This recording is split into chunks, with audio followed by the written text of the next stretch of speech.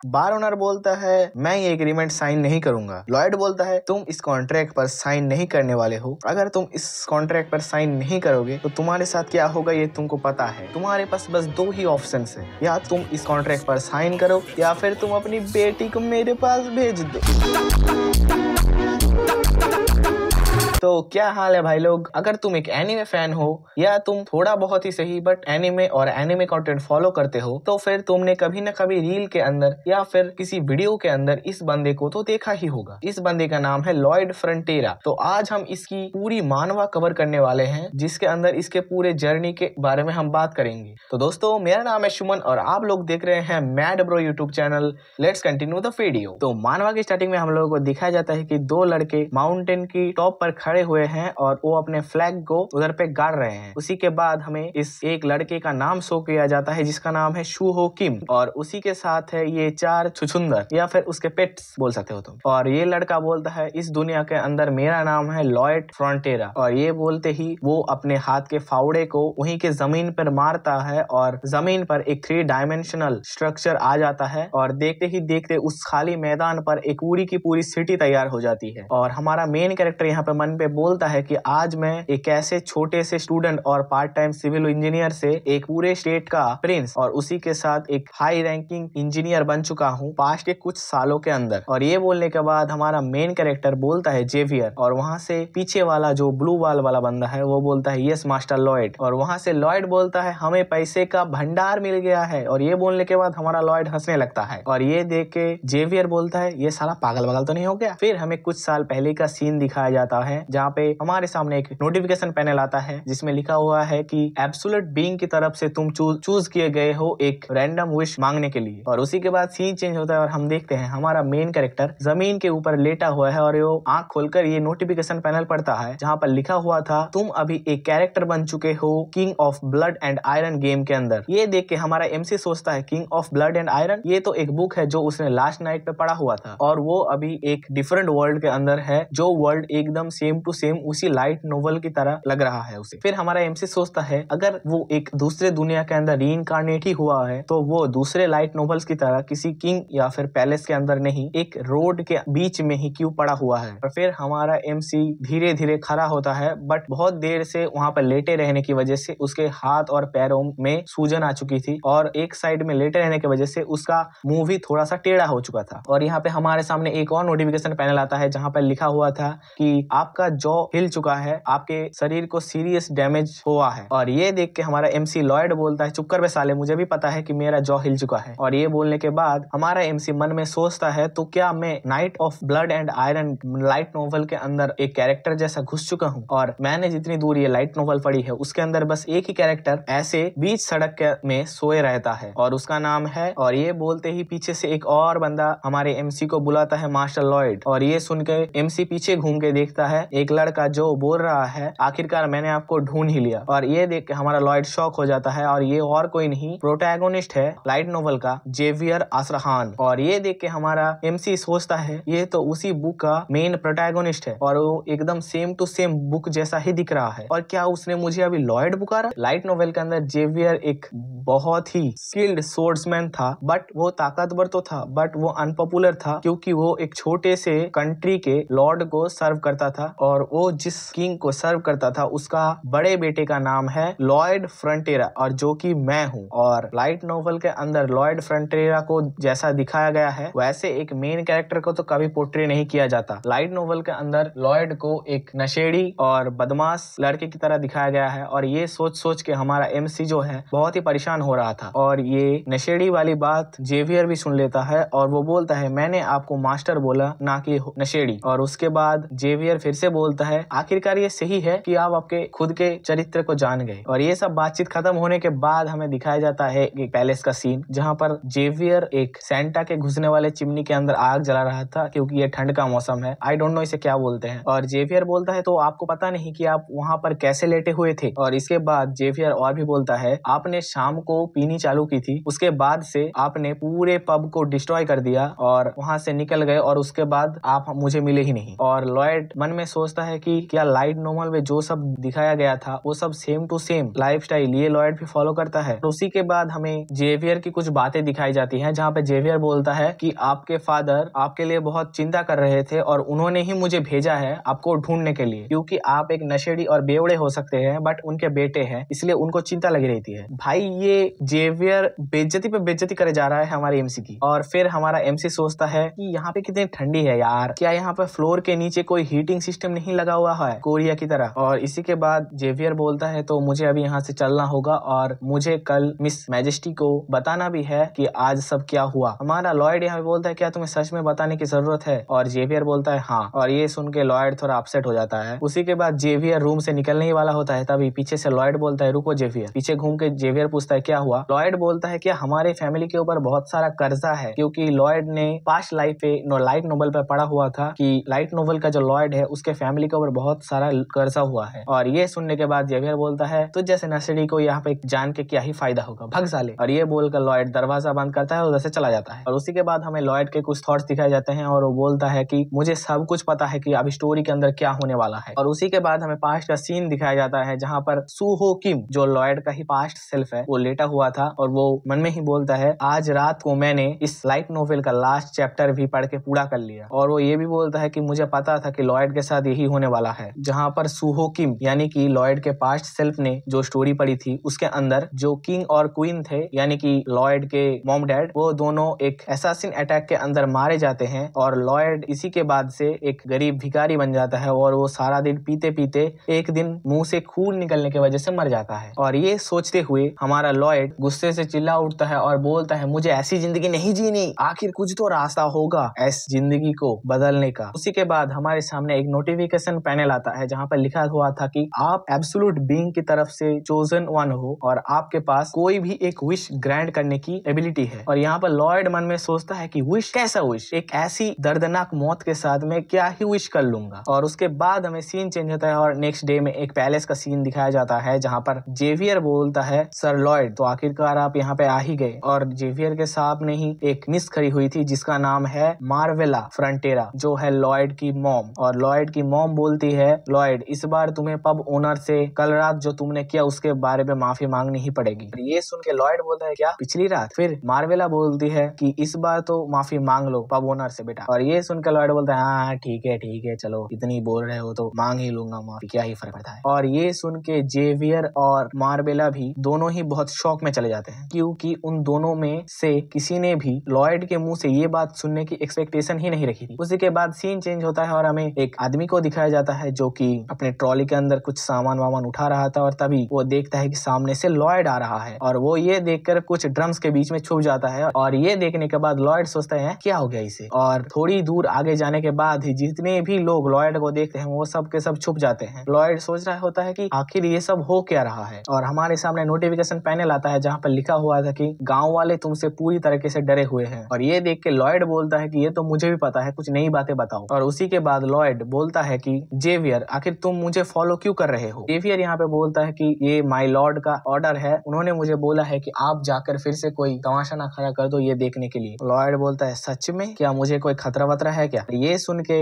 Xavier बोलता है खतरा आपको नहीं, खतरा विलेजर्स को है आपसे। और ये सुनने के बाद लॉयड बोलता है क्या तुम्हें मैं कोई गैंगस्टर वगैरह दिखता हूँ क्या। और ये बोलने के बाद लॉयड मन में सोचता है कि मुझे जो पहला काम करना चाहिए वो है इन गाँव वालों से या फिर विलेजर्स बोल सकते हो, इनसे अपनी इमेज को पहले सुधारना, क्योंकि अगर लॉयड फ्यूचर में कभी गरीब बन भी गया तो कम से कम विलेजर्स उसकी मदद करेंगे या फिर उसे अपनी फैमिली की जितनी भी सारे कर्ज हैं उन सब को चुका देना पड़ेगा, जिससे वो एक आराम भरी जिंदगी काट सकता है एक किंग की तरह। और ये सोचते हुए लॉयड उसी सिस्टम पैनल के ऊपर देख रहा होता है और वो सोचता है कि क्या कोई ऐसा चीट स्किल या फिर सीक्रेट कोड मुझे नहीं मिला रीइंकार्नेट होने के बाद, जैसे कि ज्यादातर इसेकाई एनिमेस में होता है, जिससे कि मैं ओवर पावर हो जाऊं। और इस नोटिफिकेशन पैनल के अंदर लिखा हुआ था लॉयड स्किल ह्यूमंस कम, जिससे कि दूसरे लोग उसके पास आने से थोड़े डरेंगे। और उसकी दूसरी स्किल है rowdy drunkard, when this skill is used you become an absolute ace. ये पढ़ने के बाद लॉयड गुस्से में उस नोटिफिकेशन पैनल को फिर से हटाने की कोशिश करता है। और पीछे से जेवियर बोलता है लॉयड मास्टर आप कहाँ जा रहे हो। और ये सुनने के बाद लॉयड पीछे घूम के बोलता है क्या। जेवियर बोलता है हम उसी पब्लिक बार पर आ चुके हैं। और ये सुन के लॉयड बोलता है ओ हाँ मैं कुछ सोच रहा था इस वजह से भूल गया। और ये सुनने के बाद जेवियर थोड़ा शक में चला जाता है। फिर से लॉयड बोलता है क्या हुआ, तुम क्या देख रहे हो ऐसी मेरी तरफ। फिर जेवियर बोलता है नहीं नहीं कुछ भी नहीं। और फिर लॉयड पब के अंदर घुसता है और बोलता है हेलो। और उसी के बाद हमें जेवियर के कुछ थॉट्स दिखाए जाते हैं। वो सोचता है कि कल रात के बाद से मास्टर लॉयड के अंदर थोड़े बहुत चेंजेस दिखने लग चुके हैं। और उसके बाद लॉयड उसी पब के अंदर एंटर करता है और वो देखता है सारी चीजें टूटी फूटी हुई पड़ी हुई है। और फिर लॉयड जाके एक टेबल पर बैठता है और वो बोलता है कि माफ कर देना, आपके पब के साथ जो कुछ भी हुआ ये सब मेरी गलती थी। ये सब लॉयड बोलता नहीं है, वो बस मन में सोच के रखा है। और लॉयड को देखकर ही पब ओनर डर हो चुका था। और ये देखकर पब ओनर सोचता है कि इस साले को मुझसे फिर से क्या चाहिए, बहन जो फिर से क्यों आ गया। और पब ओनर बोलता है मास्टर लॉयड मैं आपसे विनती करता हूँ कि आप प्लीज फिर से यहाँ पे तोड़ फोड़ मत मचाइए। और लॉयड ये देख के सोचता है कि इस साले को हो क्या गया है, मैं यहाँ पर आया हूँ इससे माफी मांगने और ये मुझे भड़काने वाली बातें कर रहा है। और लॉयड फिर ये सोचता है कि शायद मैं थोड़ा ज्यादा ही रूड हूँ। और उसके बाद लॉयड बोलता है well I guess I am sorry. और ये सुनने के बाद पब ओनर बोलता है ठीक है आपको माफी मांगने की जरूरत नहीं है, आप तो हमारे भगवान जैसे हैं। ये देख के लॉयड थोड़ा शॉक हो जाता है। कट होता है और हम देखते हैं लॉयड और जेवियर जो है पब से वापस आ चुके हैं और वो लोग रास्ते में चलते हुए बातें कर रहे थे। लॉयड बोलता है कि मैंने उससे माफी तो मांग ली बट फिर भी वो मुझे इतना हैप्पी नहीं दिख रहा था। यहाँ पर जेवियर बोलता है आपने जो कुछ भी कल किया उसकी वजह से उसका पूरा धंधा बंद हो चुका था और उस पब ओनर को फिर से सारी चीजें खरीदनी पड़ेंगी उसके पब को फिर से चालू करने के लिए और ये बहुत ज्यादा कॉस्ट करेगा और वो तब तक नहीं सेटिस्फाई होगा जब तक आप उसे कंपनसेट नहीं करते। और ये सुनने के बाद लॉयड बोलता है क्या कंपनसेशन, हमारी फैमिली वैसे ही पूरे डेप्ट में डूबी हुई है और तुम बोल रहे हो फिर से कंपनसेशन देने का। और इसके बाद जेवियर सोचता है कि अगर हमने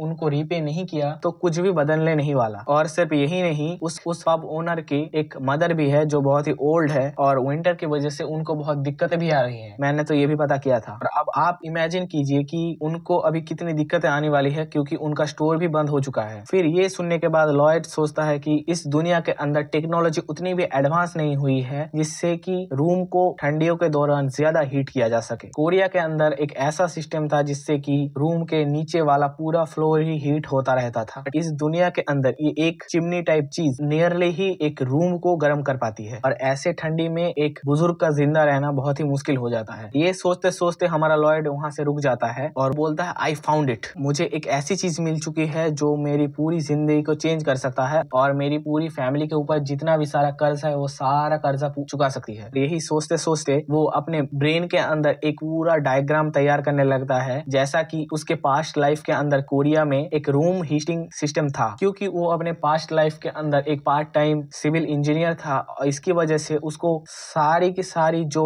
मेजरमेंट और डायग्राम है वो अच्छे से याद थे। और उसके बाद लॉयड ये भी सोचता है कि अगर पहले वाला बेवड़ा लॉयड फ्रंटेरा होता तो वो कभी भी ये सब चीजों के बारे में सोच ही नहीं सकता था। बट अभी मैं लॉयड नहीं हूँ, मैं हूँ सू हो किम जो एक कम्प्लीटली डिफरेंट पर्सन है लॉयड से। मतलब पास्ट वाले जो लॉयड इस बॉडी पे था उसकी बात कर रहा है यहाँ पे। उसके बाद हमें लॉयड के कुछ थॉट्स दिखाए जाते हैं जहाँ पे लॉयड बोल रहा होता है कि स्कूल के प्रोजेक्ट्स में और उसके अलावा भी मैं एक बार पार्ट टाइम जॉब के तलाश में एक आर्मी कैंप के सिविल इंजीनियरिंग डिपार्टमेंट में घुस गया था और जिसके वजह से मुझे गधों की तरह दिन और रात निचोड़ लिया जाता था और बस इसी की बदौलत मेरे अंदर इतनी सारी इंफॉर्मेशन है कि मैं इस दुनिया के अंदर एक आउटस्टैंडिंग चीज बना दूं जैसा कभी इस दुनिया के किसी भी पर्सन ने सोचा ही नहीं होगा। और इसी के बाद लॉयड पीछे घूमता है और बोलते हैं जेवियर मुझे पब तक फॉलो कर। और ये सुन के जेवियर बोलता है बट क्यों? लॉयड बोलता है अरे चलना तू बाद में देख लेना, नौकर है नौकर की तरह रहे, बस मेरी ऑर्डर फॉलो कर। और उसी के बाद हमें एक नोटिफिकेशन पैनल दिखाया जाता है जहाँ पर लिखा हुआ था कि तुम्हारी अभी रियल जर्नी स्टार्ट हो चुकी है। लॉयड को एक आरपी सिस्टम मिला है जिसका पूरा नाम है रिलेशन पॉइंट, जिसके मदद से जितने भी लोग लॉयड की तरफ अच्छी नजरों से या फिर बोल सकते हो लॉयड को रिस्पेक्ट करेंगे उतना ही आरपी यानी कि रिलेशन पॉइंट लॉयड को मिलेगा। और लॉयड के पास अभी जो करंट आरपी पॉइंट है वो है 0। और ये सब देखते हुए लॉयड सोच रहा था कि क्या 0, और वैसे भी मैं एक बेवड़े के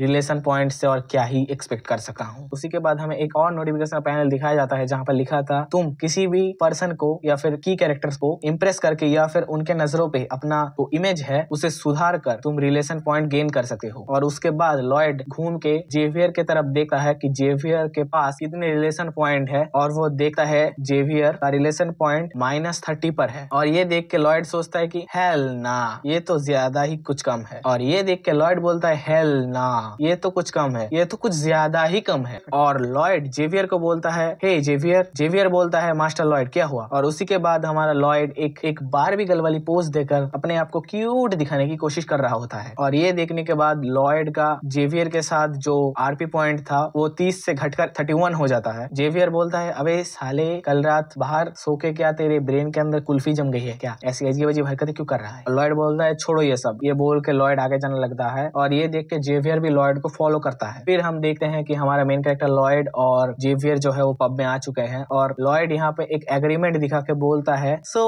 पब के ओनर आप यहाँ पर एक परचेसर हो और मैं यहाँ पर एक बिल्डर हूँ। मैंने हमारे जितने भी सारे कंडीशंस है वो एक पेपर पे लिख के रखा है, आप इसे साइन कर दीजिए, तो अगर आपकी प्रॉपर्टी को कुछ भी डैमेज होगा तो हम यहाँ से भाग लेंगे। और ये सुनने के बाद हमारे पब ओनर का रिएक्शन होता है ये साला एमसी मतलब मेन कैरेक्टर नहीं वो वाला एमसी, ये साला एमसी क्यों बार बार आ जाता है मेरी जी मारने। और पब ओनर का ऐसा रिएक्शन देख के लॉयड सोचता है कि ये मेरे ऊपर ट्रस्ट नहीं करता। अबे साले तुझ पर ट्रस्ट करेगा कौन, तुझ जैसे बेवड़े पर कौन ट्रस्ट करेगा भाई। फिर लॉयड फिर से सोचता है कि मैं अपने इतने बड़े प्लान को बस ऐसे ही गिरने नहीं दे सकता, मुझे कुछ ना कुछ तो करना ही पड़ेगा। और इसी के बाद लॉयड सोचता है कि मुझे आखिरकार अपना पुराना इमेज भी यूज करना पड़ेगा। फिर लॉयड गुस्से से बोलता है हाँ तू अभी इस एग्रीमेंट पर साइन करने वाला है या नहीं, तेरे पास बस दो ही ऑप्शन है, या तो तू इस एग्रीमेंट पर साइन कर या तो तेरी बेटी।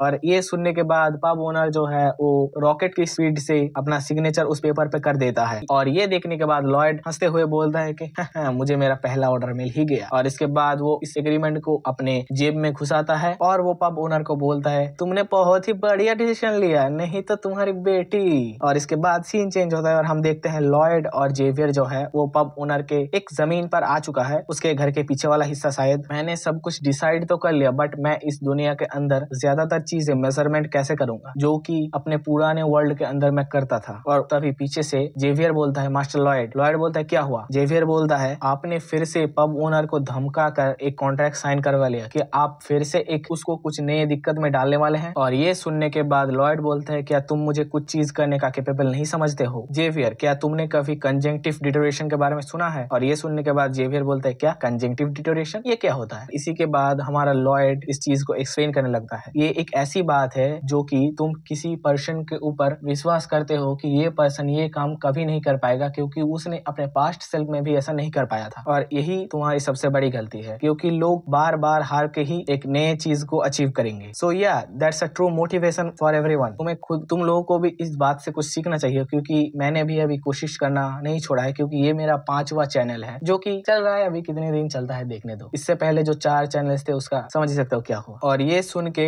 जेवियर बोलता है अगर आपकी ये बातें सही भी हुई तो फिर भी आपके पास ये चीजें करने का कोई भी एक्सपीरियंस है ही नहीं। और ये सुन के लॉयड बोलता है आर यू श्योर। और इसके बाद जेवियर बोलता है कि बातें बोलनी आसान होती है करने से ज्यादा। इसके रिप्लाई में लॉयड बोलता है कि देखना जेवियर, मैं पब ओनर और उसके मॉम के चेहरे पर स्माइल जरूर लाऊंगा। और ये सुन के जेवियर थोड़ा शॉक हो जाता है। फिर लॉयड अपने काम पे लग जाता है। वो फावड़े से अपने ब्रेन के अंदर जैसा भी पूरा स्ट्रक्चर इमेजिन किया था वैसा ही बनाने को लगता है। और उसी के कुछ दिनों का बाद का सीन हमें दिखाया जाता है जहाँ पर जेवियर ने 60% काम उस चीज का पूरा कर ही लिया था। जैसा कि तुम इमेज में देख ही सकते हो वो एक होम का स्ट्रक्चर ऑलमोस्ट खत्म करने ही वाला होता है। और लॉयड यहाँ पे बताता है कि ये एक ट्रेडिशनल टिम्बर फ्रेम है जो कि वो अपने पास्ट लाइफ में बनाने को सीखा था। उसने इस पूरे घर के जो दीवार हैं उसको नदी के मिट्टी और भूसे से बनाया हुआ है। और अगर तुम लोगों में से कोई भी विलेज एरिया में रहता है तो उसने देखा ही होगा कि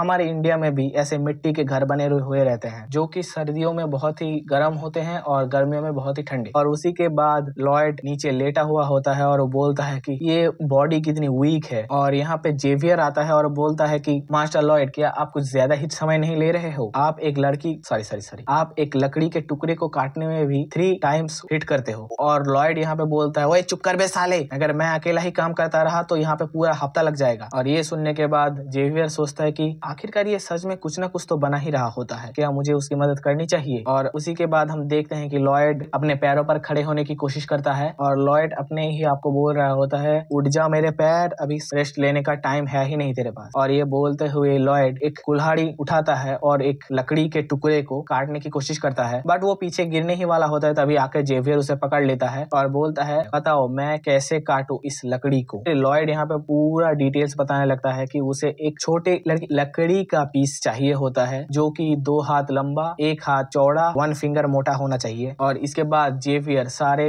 लकड़ियों के टुकड़े को हवा में उठाता है और एक ही स्लैश रश में सारे लकड़ियों के टुकड़े को एकदम as it is same to same काट देता है। ये देख के लॉयड भी शॉक हो जाता है और लॉयड यहाँ पे सोचता है कि ये सच में एक ऐसा बंदा है जो कि फ्यूचर में एक मास्टर स्वॉर्ड्समैन बनने का पोटेंशियल रखता है, क्योंकि उसके हाथ में चाहे कोई भी वेपन हो वो चलाने में मास्टर होता है। उसके बाद लॉयड जेवियर के पास जाता है और बोलता है, जेवियर तुमने इतनी जल्दी काम खत्म कर ही लिया है तो आओ मुझे थोड़ी मिट्टी खोदने में मदद करो। और ये सुनने के बाद जेवियर बोलता है, ये साला मैंने इसकी मदद की, ये मुझे थैंक यू कहाँ बोलेगा, उसके वजह ये मुझे और भी काम दे रहा है। उसके बाद लॉयड बोलता है कि तुमने मेरी मदद की इसीलिए बस तुम्हें पता करना था कि आखिर ये लड़का कर क्या रहा है, जो कुछ दिनों पहले तक दारू पी के पड़ा रहता था, वो ये सारी चीजें कैसे बना सका है, तुम्हें बस यही पता करना था, है ना, है ना, है ना। और ये बोलते हुए लॉयड जेवियर को चिढ़ा रहा होता है और उसके बाद लॉयड बोलता है, हमें जल्दी से काम खत्म करना पड़ेगा, जल्दी से काम पे लग जाओ जेवियर। और इसके बाद हम देखते हैं कि जेवियर थोड़ा गुस्से में तो है ये सुन के, बट वो ये भी सोचता है कि ये बात तो है कि ये जो मार्शल लॉयड हैं ये पूरे के पूरे चेंज हो चुके हैं कुछ दिनों के अंदर ही, बट उन्होंने पास्ट में जो सारी कांड किए हैं उसके वजह से उनको ट्रस्ट करना नियरली इम्पॉसिबल है। और फिर भी जेवियर और लॉयड जो है दोनों ही गड्ढा खोदने के लिए लग जाते हैं घर के अंदर, क्योंकि उन लोगों को फ्लोर के नीचे हीटिंग सिस्टम यूज करना था, जैसे कि लॉयड अपने पास्ट सेल्फ कोरिया में करता था। कोरिया में ये एक आम टेक्नोलॉजी जैसी थी। फिर ये दोनों कुछ देर तक मेहनत से गड्ढा खोदते ही जाते हैं और फिर हमें कुछ दिनों बाद का सीन दिखाया जाता है जहाँ पर लॉयड बोलता है, फाइनली ये पूरा हो गया। ये बोलते हुए लॉयड बहुत ही खुश रहा होता है। तभी जेवियर बोलता है कि मास्टर लॉयड आखिर वो क्या है। लॉयड बोलता है, ये एक ब्रांड लोगो है मेरा। जेवियर बोलता है, एक लोगो, वो क्या होता है। यहाँ पर लॉयड बोलता है, ये एक ऐसी चीज है जिससे पहचान किया जा सकता है कि ये काम किसने किया है। तुम ये सोच सकते हो कि ये काइंड ऑफ मेरे सरनेम जैसा काम करेगा, और यू कैन से निकनेम। और ये सारी बातें सुन के वैसे तो जेवियर को कुछ घंटा समझ में नहीं आ रहा होता है। फिर हम देखते हैं सीन चेंज होता है और घर के अंदर पब ओनर और उसकी मॉम जो थी वो आ चुकी है, और पब ओनर की मॉम जो है वो बहुत ही खुश हो रही होती है और बोलती है कि ये कितना बढ़िया है, ऐसा लग रहा है कि मेरे सारे अर्जे और पूरे से ठीक हो रहे हैं। और उसके बाद हम देखते हैं कि पब ओनर भी बहुत शौक में था। वो बोलता है कि आखिर ये है क्या। और ये सारी चीजें देखकर लॉयड सोचता है कि ये सब कुछ इस दुनिया के लोगों के लिए नया है, और तभी ये लोग इतने हैरान हो रहे हैं। This is the power of nondual floor like a magic. और उसी के बाद पब ओनर बोलता है कि आपका बहुत बहुत शुक्रिया यंग मास्टर, बहुत दिनों से ही मैं और मेरी माँ ठंड के वजह से बहुत ही दिक्कतों में थे। देखो भाई लोग, चाहे कुछ भी हो, पहली बार हमारे लॉन्डे को यंग मास्टर नाम से कोई तो थोड़ा बहुत रिस्पेक्ट दे रहा है। वैसे ये नहीं है कि उसको यंग मास्टर कोई बोलता नहीं था, बट दिक्कत ये है कि कोई उसे दिल से नहीं बोलता था, बट इस बार पब ओनर ने उसे खुश होकर दिल से यंग मास्टर बोला है, तो इसके वजह से कुछ इफेक्ट पड़ेगा हमारे एमसी के ऊपर, जो तुम्हें आगे पता चलेगा। और ये देखने के बाद जेवियर बोलता है कि क्या पब ओनर और उसकी मदर सच में स्माइल कर रहे हैं जैसा कि लॉयड ने बताया था पहले। बट कैसे एक आदमी बस एक ही रात के अंदर कैसे इतना चेंज हो सकता है। जो पहले कुछ भी काम नहीं करता था वो आज एक खुद से घर बना दिया, उसके ऊपर तो वो दूसरों के बारे में भी सोच रहा है। क्या ये सच में हो रहा है या फिर मैं कुछ सपना वपना देख रहा हूँ। There's no way that Lloyd Frontora would never do such a thing, but yet somehow it happened। और इसी के बाद हमें कुछ सीन्स दिखाए जाते हैं जहाँ पर पब ओनर और उसकी मदर जो है बहुत ही खुश हो रही होती है, और ये देख के जेवियर भी बहुत खुश था। और इसी के बाद हमारे सामने एक नोटिफिकेशन पैनल आता है जहाँ पर लिखा हुआ था कि Xavier RP point increase from 2 points. का मतलब जेवियर का पहले जो आरपी पॉइंट था मास्टर लॉयड के लिए वो था -31 और अभी है -29। और एक और नोटिफिकेशन पैनल आता है जहाँ पर लिखा हुआ था कि you earn 36 RP point improving your relationship slightly with a key character. इसका मतलब है लॉयड को फिर से 36 आरपी पॉइंट मिल चुके हैं पब ओनर के साथ रिलेशन बढ़िया करने के लिए। इसका मतलब लॉयड को बस एक टास्क पूरा करने की वजह से 38 पॉइंट्स टोटल मिले हैं। और ये देख के लॉयड भी खुश हो रहा होता है। और लॉयड यहाँ पे बोलता है, मुझे पता है तुम सोच रहे हो कि कैसे एक ऐसा बेकार आदमी ये सारी चीजें कर सकता है। और उसके रिप्लाई में जेवियर बोलता है, नहीं नहीं सर। और लॉयड बोलता है, अच्छा सच में ऐसा क्या। जेवियर बोलता है, हाँ शायद नहीं होगा। फिर जेवियर मन में सोचता है कि इतने कॉस्टली और इतने मेहनत वाले काम को इतनी कम कॉस्ट में करने की वजह से मैं अभी पूरी तरह लॉस में हूँ, बट ये चीज बस मेरे एक काम नहीं था, ये चीज मुझे आगे बहुत ही हेल्प करेगी बाकी चीजों के लिए। और वो सारी क्या चीज है वो हम यही वीडियो में डिस्कस करेंगे, तो आगे देखते रहो। और फिर हमें लॉयड के थॉट्स ये जरा बताया जाता है कि आखिर उस कॉन्ट्रैक्ट में कुछ लिखा था जिसकी वजह से लॉयड अब इस हाउस को एक डेमो हाउस की तरह यूज कर सकता है, जिससे कि बाकी लोग लॉयड के काम को पहले तो यूज कर सकते हैं कि वो कैसा है और कैसा काम करता है, और उसके बाद वो उस घर को अपने लिए बना सकते हैं। और यही बहुत बड़ा एडवांटेज बनता है लॉयड के लिए। कुछ दिनों के बाद का सीन हमें दिखाया जाता है जहाँ पर एक लंबी लाइन लगी हुई थी उस घर को अंदर से देखने के लिए कि आखिर वो घर कैसा है। और उसी उसी के बाद हमें सीन दिखाया जाता है जहाँ पर एक आदमी बाहर निकल के आ रहा होता है और वो बोलता है कि क्या ही गर्मी थी, मुझे लग रहा था कि मैं उधर पिघल ही जाऊंगा। और वहीं पे खड़ा एक और आदमी बोलता है क्या सच में इतनी ही गर्मी थी? फिर लॉयड बोलता है तो कैसी लगी घर, आ जाओ तो कुछ काम धाम की बातें भी कर ले। और ये सुन के वो अंदर से आने वाला आदमी बोलता है क्या? के बाद लॉयड बोलता है हमारे पास अभी 2 स्पेशल स्कीम्स हैं आपके लिए। प्लान ए जो है वो आपके गार्डन पे एक एनेक्स तैयार किया जाएगा जिसके मदद से वो एक अलग हीटिंग रूम होगा, या फिर अगर आप बोलो तो आपके घर के ही जो करंट डिजाइन है उसके नीचे ही हम बना सकते हैं ये पूरी चीजें। और अगर आपने दोनों एक साथ बुक किया तो हम आपको इसके ऊपर 10% डिस्काउंट भी देंगे। और ये सुनकर ये आदमी लॉयड के बातों पर विश्वास नहीं कर रहा होता है और आऊ कर रहा होता है। ये देख के लॉयड बोलता है अरे यार तुमने अभी आंखों के सामने ही मेरा काम देख के आया और तुम्हें फिर भी मुझे ऊपर विश्वास नहीं है क्या? तुम मेरे काम को आंखों से देखने के बाद भी ऐसा करोगे मेरे साथ? और ये बोलते ही एक मिस्टीरियस पर्सन अराइव होता है जो कि बोलता है लॉयड, और उसे देखकर लॉयड भी थोड़ा शॉक में हो जाता है और जेवियर भी थोड़ा घबरा जाता है। तो दोस्तों आखिर कौन है ये मिस्टीरियस पर्सन जिसके आते ही हमारे मानवा के एमसी और द स्वॉर्ड्समैन जेवियर दोनों ही बहुत ही घबरा जाते हैं? आखिर कौन ये मिस्टीरियस पर्सन है और इसके पास कैसी पावर होंगी जिसके वजह से हमारे जो दोनों एमसी हैं वो डर रहे हैं? तो ये बातें हम जानेंगे इस वीडियो के नेक्स्ट पार्ट में। तो I hope guys you enjoy this video. My name is Suman and आप लोग देख रहे हैं मैड ब्रो यूट्यूब चैनल। ये वीडियो थी द ग्रेटेस्ट स्टेट डेवलपर मानवा की पार्ट 1। इस मानवा की और भी पार्ट्स आएंगी आगे जो मैं कोशिश करूंगा बहुत ही जल्दी लाने का। अगर तुम सपोर्ट दिखाते हो तो वीडियो अगर अच्छी लगे तो वीडियो को लाइक कर देना और चैनल को सब्सक्राइब करके बेल आइकन दबाना मत भूलना। तो मिलते हैं दोस्तों एक और न्यू वीडियो के साथ। Until then you can watch my other videos.